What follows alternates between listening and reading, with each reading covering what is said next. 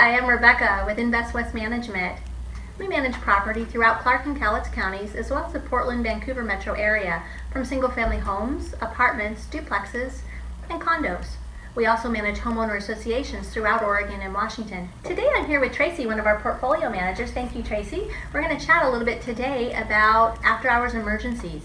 As a landlord managing your own investment property or considering getting management to help you with it, that question of what happens if there's an emergency in the middle of the night, how are you going to have a plan to address that? Tracy, what are some things you would recommend to a homeowner that they might want to consider as far as having a plan for after-hours emergencies? Okay, I've been on call for many years at Invest West Management after hours, and tenants will call in from anything from a smoke detector beeping to a real true maintenance emergency of a flood in the unit or a fire in the unit. So I take the calls from every tenant and assess the situation.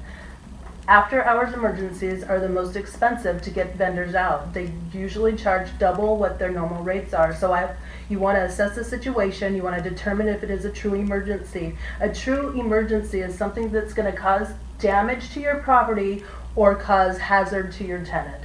So one of the first things I'm hearing you say is assessing. First of all, is it in fact an emergency? Absolutely. And so as an owner, if you're utilizing a management company, you hopefully have one that does have 24-hour, 24/7 on-call staff available to take those calls. If you're a landlord and you're taking those calls yourself, you want to have a plan in place. If you're going to go away for the weekend, if you're going to take a vacation, make sure you have someone responsible who can take those calls for you. And as Tracy said, assess, is it an emergency or not? If it's not an emergency, how do you handle that with the tenant? So I have lots of tips and tricks about things that have been called in over the years that truly are not emergencies, but the tenant thinks it's an emergency. The number one thing is the refrigerator stops working. Of course, the tenant wants to make sure that none of their food spoils, nothing goes bad in the refrigerator, and so that is an emergency to them, and it is. They don't want all their refrigerator food ruined, but to us, that is not an after-hours maintenance emergency. For one, there is no appliance company that is open on the weekend or in the middle of the night or on the weekend, so we have to wait until Monday morning to address any types of issues that come with the refrigerator. What might you suggest to the tenant as some options to help them in that gap time between when service providers are available to protect themselves in the interim?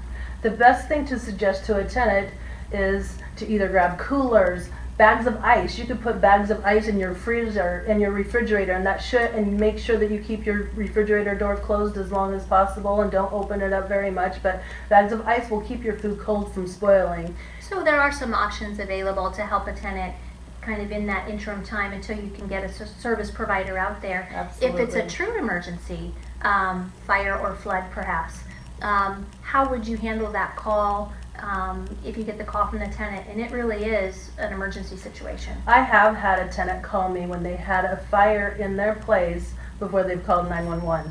Wow. So I will tell a tenant, I'm going to call 911 right away, get the fire department out there, get the professional people that deal with fires out there immediately, and then upon that I get my maintenance team, property manager that is managing the building out to the unit, the property, to assess the situation in the middle of the night. Excellent. So whether you have a professional management company in place, really make sure that not only are they prepared to take those calls, but that they have the resources, the professionals who are able to come in, unfortunately in the event of a restoration situation, who can help get that tenant in your property through the process as pain-free as it possibly can be done. If you are managing your home yourself, you really need to have some of those types of vendors that know you and can respond if you need help. And that can be challenging as a landlord, but really critical, because in the event of an emergency, you don't want to be pulling out the yellow pages or Googling, trying to find somebody who can help you through the process when minutes count.